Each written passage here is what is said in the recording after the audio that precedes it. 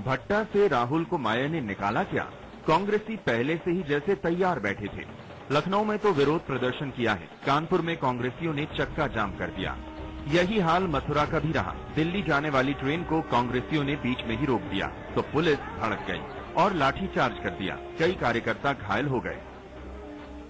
Greater Noida के किसानों की चिंता सिर्फ कांग्रेस को ही नहीं सता रही, बीजेपी को भी इस बात का अब डर सताने लगा है कि यूपी में किसानों के हित सुरक्षित नहीं है। राजनाथ सिंह, अरुण जेटली जब राहुल गांधी की तरह भट्टा गांव नहीं पहुंच पाए तो गाजियाबाद में ही तंबू खड़ा कर लिया और घोषणा कर दी कि मायावती किसानों की अनदेखी कर रही हैं।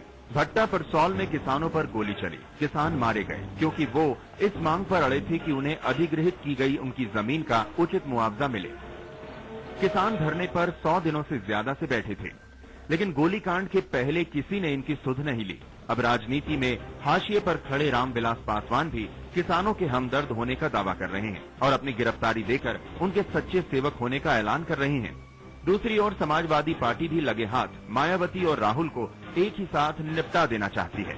पार्टी किसानों पर जुल्म ढाने के लिए माया को तो जिम्मेदार ठहरा ही रही है, राहुल को भी नौटंकीबाज करार दे रही है। पार्टी मानती है कि अगर राहुल को किसानों की चिंता है तो जमीन अधिग्रहण बिल पास क्यों नहीं कराते? किसानों को उनकी जमीन का उचित मुआवजा मिलता है कि नहीं? मारे गए किसानों के परिवार को मुआवजा मिलता है कि नहीं? फिलहाल कुछ भी तय नहीं, लेकिन भट्टा परसौल से निकली आग अभी बुझने वाली नहीं, क्योंकि नेता किसानों के हित के बहाने उनके गुस्से की आग में घी डालते रहेंगे। हमारे साथ कई खास मेहमान इन सबसे बात करेंगे।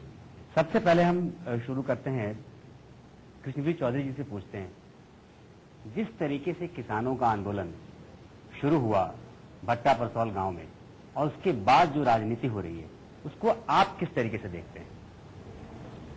तमाम राजनीतिक दलों के लोग जब सत्ता में होते हैं तो कुछ और व्यवहार करते हैं, जब सत्ता से बाहर होते हैं तो कुछ दूसरा व्यवहार करते हैं। ये तो हकीकत है। किसानों के साथ जो आज जमीन की लूट इस देश में हो रही है, पूरे देश में लूट हो रही है, सरकारों को समझना होगा कि धरती हमारी मां है और मां बेचने की चीज नहीं होती। हम देश की खाद्यान्न सुरक्षा के साथ क्यों खिलवाड़ कर रहे हैं, ये पहला सवाल देश के सामने मैं चाहता हूं देश की जनता समझे। लेकिन और आंदोलन का तरीका मैं उसी पर आ रहा हूं, मैं उसी पर आ रहा हूं। आखिर कब तक किसानों का शोषण इस देश में होता रहेगा? नवी मुंबई में एसईजेड बनता है उसके लिए, मंगलौर में एसईजेड बनता है उसके लिए, पूरी दुनिया में 2000 एसईजेड है, भारत में 500 से ज्यादा स्पेशल इकोनॉमिक जोन के लिए जमीन क्यों? चीन का उदाहरण दिया जाता है, मात्र 6 एसईजेड है और 6 के 6 वेस्टलैंड पर है, समुद्र किनारे हैं, गवर्नमेंट ओन्ड है। अब क्या पूरी जमीन रियल एस्टेट के लिए, पूरी जमीन हाईवेज पर टोल टैक्स वसूलने के लिए? ये तो लूट का धंधा हो गया। जमीन क्या हो गई है? और किसानों की गलती क्या है? आप उनको 400 रुपए, 500 रुपए, 600 रुपए गज का मुआवजा देकर उनको दबाव में लेकर प्रशासनिक दबाव के अंदर टेरराइज करने के बाद उनको लूटने के लिए दबाव दिया जाता। कहते अगर नहीं दोगे रियल एस्टेट को तो हम इतने मुआवजे पर अधिग्रहण करेंगे। सत्येंद्र जी हमारे साथ हैं, वरिष्ठ पत्रकार हैं। सत्येंद्र जी, जब कभी भी ग्लोबलाइजेशन के बाद के हम पूरे दौर की बात करें तो बार बार ये बात आती है कि विकास को लेकर के, विकास की वजह से जिस एसईजेड का हवाला दे रहे हैं और जिस तरीके से कह रहे हैं कि उसका किसान विरोध कर रहे हैं, विकास को ध्यान में रखकर ये सारी प्रक्रिया अपनाई जाती है। आप कितना सहमत हैं? देखिए, देश को विकास की आवश्यकता है, इस पर तो किसी को असहमति नहीं है। सवाल यह है कि देश के विकास की एक ठोस नीति सरकार क्यों नहीं बनाती है। प्रश्न यह है, क्योंकि बात यह है कि आप विकास के नाम पर यह सवाल उठता है कि किसका विकास। जैसा कोई में आप परमाणु संयंत्र लगाते हैं तो वहां पर जो आसपास के इलाकों के जो लोग हैं, क्या ये विकास उनके लिए भी है या ये विकास वहां से बिजली बनाकर दिल्ली और बॉम्बे को देने के लिए? ये एक लैंड एक्विजिशन एक्ट आएगा, ये बात हम लोग पिछले 5 साल से सुन रहे हैं। जब ये सरकार बनी थी 2004 में, तब इन्होंने कहा था कि हम नया लैंड एक्विजिशन एक्ट और साथ साथ रिहेबिलिटेशन एंड रीसेटलमेंट एक्ट लाएंगे। वो एक्ट का आज तक कोई अता पता नहीं है। अब कल दिग्विजय सिंह जी को मैंने एक चैनल पे कहते सुना कि अब ममता जी कल जीत जाएंगी, तो इससे हमारा यहाँ पर जो एक यूपीए के भीतर मतभेद चल रहा था कुछ कम हो जाएगा कुछ, तो अब हम लोग लाने की स्थिति में होंगे। तो अगर इतने छोटे पॉलिटिकल कॉन्सिडरेशन के साथ देश की एक पूरी विकास की जो आप सोच नीति अगर आप देश के सामने नहीं पेश कर सकते हैं और सारा ठीकरा उन किसानों के ऊपर थोप देना जिनकी जमीन चली गई है, ये मेरे ख्याल से उचित नहीं है। धनखड़ जी, आप सब पूरी प्रक्रिया को देख रहे हैं, काफी समय से किसानों के साथ और राजनेताओं के साथ दोनों तरीके से आपने बहुत करीब से चीजों को देखा है। आपको क्या लगता है कि जिस तरीके से विरोध होता है? देखिए, ये आंदोलन नहीं है, ये अस्तित्व की लड़ाई है। जो गांव, जो इलाका उजड़ रहा है, आप भारत का एक भी उदाहरण बताइए जहां पुनर्वास बहुत अच्छा हुआ हो। भाखड़ा डैम से उजड़े हुए लोग आज तक पुनर्वास की मांग करते हैं, पैकेज की मांग करते हैं। पूरे भारत में एक भी उदाहरण नहीं है। क्या कारण है कि भारत में ही हजारों जगह पर भूमि अधिग्रहण को लेकर आंदोलन चल रहा है। दुनिया के और देशों में विकास हो रहा है। चीन में भी बहुत लंबे लंबे हाईवेज बने हैं, एक भी गोली किसान पर नहीं चली, यहां हजारों लोग मार दिए गए। और बिल्कुल यही दर से, भट्टा परसोल का दर से आज की आप ये डीवीडी सीडी हटाइए और टप्पल की देखिए, 6,000 था टप्पल में। उस दिन भी राहुल गांधी गए थे, उस दिन भी प्रणब मुखर्जी ने कहा था कि हम बिल लेकर आ रहे हैं। 2007 में बिल प्रस्तुत किया, पास नहीं किया। उस दिन भी प्रधानमंत्री को मिलकर आए थे राहुल गांधी। 14 अगस्त से लेकर आज मई में हम आ गए, एक भी कदम सरकार आगे नहीं बढ़ी जिस विषय पर। ये वास्तव में केवल आंदोलन नहीं है, किसानों के अस्तित्व की लड़ाई है। जब लूट का नजारा होता है, केवल ड्रेस का फर्क है। आप देखिए, फोटो देखिए, केवल ड्रेस का फर्क है। यहाँ पुलिस की ड्रेस में लोग बंदूक लेकर खड़े हैं, वहां किसी दूसरी ड्रेस में लोग बंदूक लेकर खड़े हैं। बिल्कुल आप सही कह रहे हैं। केवल लूट का नजारा है और बड़े बड़े पूंजीपतियों के लैंड बैंक बनाए जा रहे हैं किसानों की कीमत पर। उसका उद्देश्य बदल गया है। जब आप राज कर रहे हैं, आप कानून बना सकते हैं। ममता जी का क्या मतभेद है? ममता जी हमारे साथ हैं कि जो 70% प्राइवेट, आपने इन्होंने कहा है नए बिल का जो इन्होंने जो प्रारूप बनाया है उसमें यह कहा है कि कोई भी पूंजीपति अगर 70% जमीन खुद ले लेता है तो 70% 30% दिलाने में सरकार मदद करेगी। ममता जी कह रही है कि 30% में तुम क्यों आना चाहते हो? आज ये पूरे के पूरे 100% में सरकार एक्वायर करके दे रही है। हरियाणा में भी 6,000 एकड़ में इतना बड़ा सेज, कितना बड़ा सेज बनाएंगे, कितनी बड़ी सेज बिछेगी। सागर रायका है, सीनियर लीडर है कांग्रेस के, पश्चिम बंगाल के प्रभारी रहे चुनाव में। किस तरीके से चीजें आप देखते हैं? जो नतीजे पश्चिम बंगाल चुनाव में इस बार आए हैं, 34 साल का गढ़ उखड़ गया, किला ढह गया। सीपीआई कह रही है कि सिंगूर और नंदीग्राम उसकी बड़ी गलती थी। तो क्या अब ऐसा आप सोचते हैं, ऐसा लगता है कि शायद ये गलतियां दोबारा दूसरे प्रदेशों में भी हो रही हैं? सिंगूर और नंदीग्राम में जो लड़त ममता जी ने लड़ी, उस लड़त से उनको काफी जनसमर्थन मिला, इसमें कोई दो राय नहीं है। और जिन जिन राज्यों में विकास के नाम पे किसानों के हितों की रक्षा देखे बिना मनमानी करके एक विकास के जरिए या विकास का नाम लेके ज्यादा जमीन हड़पना, वो उनके लिए ठीक नहीं है। वैसे जमीन को एक्वायर न करे, फिर भी वो लोगों से समझौती करके बाजार मूल्य से भी अच्छा मूल्य देके वो ले सकते हैं। एक्विजिशन करके सस्ते दाम में लेना, मैं समझता हूं बहुत बड़ा पाप है। इसमें राज्य सरकार भी बड़ी लालच में आके, जैसे आज यूपी में हो रहा है, एक खतरनाक मामला है।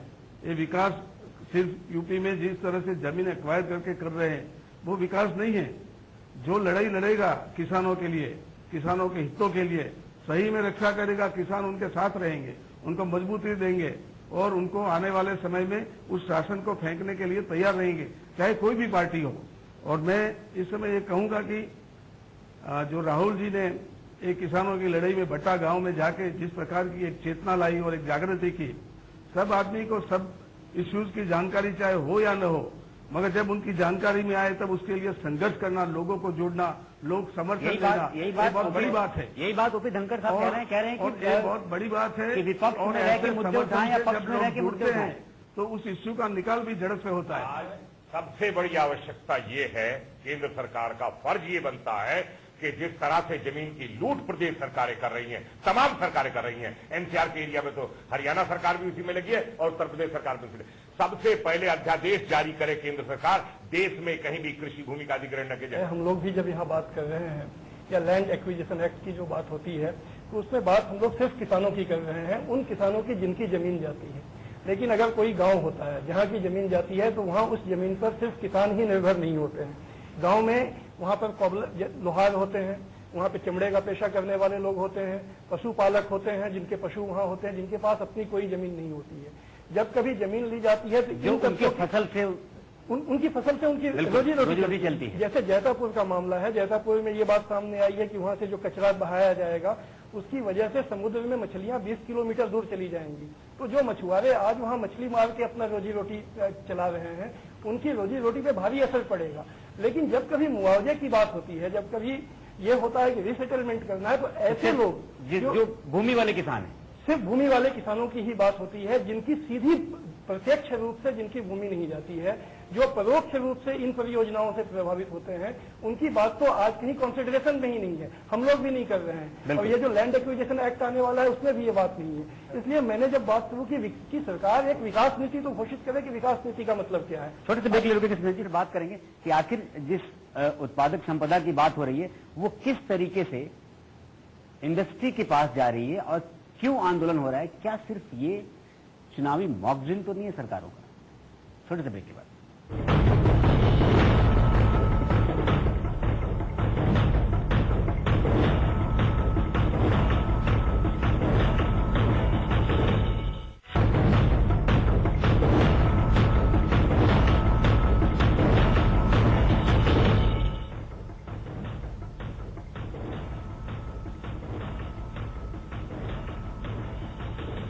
Welcome back. हम बात कर रहे हैं किसानों की, नेताओं की और उनके आंदोलन की। हमारे साथ कई खास मेहमान हैं। ब्रेक से पहले हम बात कर रहे थे कि जिस तरीके से एक्विजिशन की बात हो रही है या जिस तरीके से तो तरीके अपनाए जाते हैं, किसानों का आंदोलन उग्र हो जाता है, गोलियां चलती हैं, जान जाती है। पश्चिम बंगाल के चुनाव नतीजे अब सब लोगों की आंखें खोल रही है कि ये मुद्दा भी एक ऐसा था जिस वजह से उनको नुकसान हुआ है। जब भट्टा में शुरू हुआ ये आंदोलन उत्तर प्रदेश में, तो एक एक कर सारे बड़े नेता वहां जाने शुरू हुए, सभी दलों के।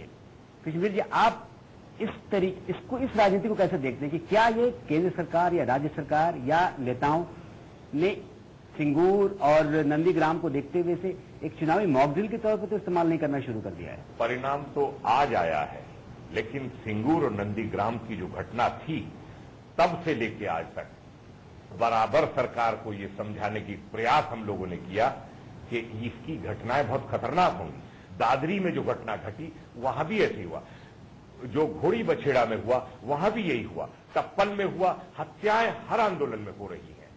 तो सवाल ये है कि अब एक सवाल बड़ा उठता है। उत्तर प्रदेश में 2012 का चुनाव सामने है, इसलिए राजनीतिक पार्टियों को वोट की खातिर कुछ भी करने के लिए तत्पर हैं। बिल्कुल। एक ये सबसे बड़ा सवाल है। ये सवाल हम धनखड़ साहब से भी और सागर रायका साहब से भी पूछते हैं कि जिस तरीके से राजनीतिक लोग वहां पे जाने शुरू हुए, किसी भी ऐसे आंदोलन की जगह पे जाते हैं, कोई भी नेता, सागर जी, वो आंदोलन से पहले वहां क्यों नहीं जाता? वहां की समस्याएं वो पहले क्यों नहीं समझता? वो जब एक गोली चलने की स्थिति आती है, गोली चलने लगती है, तब किसी नेता की नींद खुलती है कि तब वो जाना वहां शुरू होता है, चाहे वो बीजेपी के नेता हो, चाहे वो कांग्रेस के नेता हो। इससे किसानों को क्या फायदा मिलता है? पहले भी जाते हैं लोग, हर पार्टी के लोग जाते हैं, नहीं जाते ऐसा नहीं है, मगर जब एक आंदोलन का स्वरूप पकड़ते हैं तो सबको इसमें समर्थन देना जरूरी है, समाज के हर वर्ग को, क्योंकि लड़ाई सामूहिक है। जो जमीन एक्वायर हो रही है वो नेशनल प्रॉपर्टी है। आज आप देखोगे तो हर गांव में पशुओं को चरागाह भूमि होती है, उसको भी स्टेज बनाने की लालच में लोग खा जाते हैं और दे देते हैं, और सबसे पहले उसको देने की कोशिश करते हैं। सुप्रीम कोर्ट का एक जजमेंट आया है अभी 3 महीने पहले कि कोई भी गांव की कोई चरागाह भूमि को एक्वायर नहीं करेंगे। इस प्रकार के जजमेंट होते हुए भी गांवों में सर्व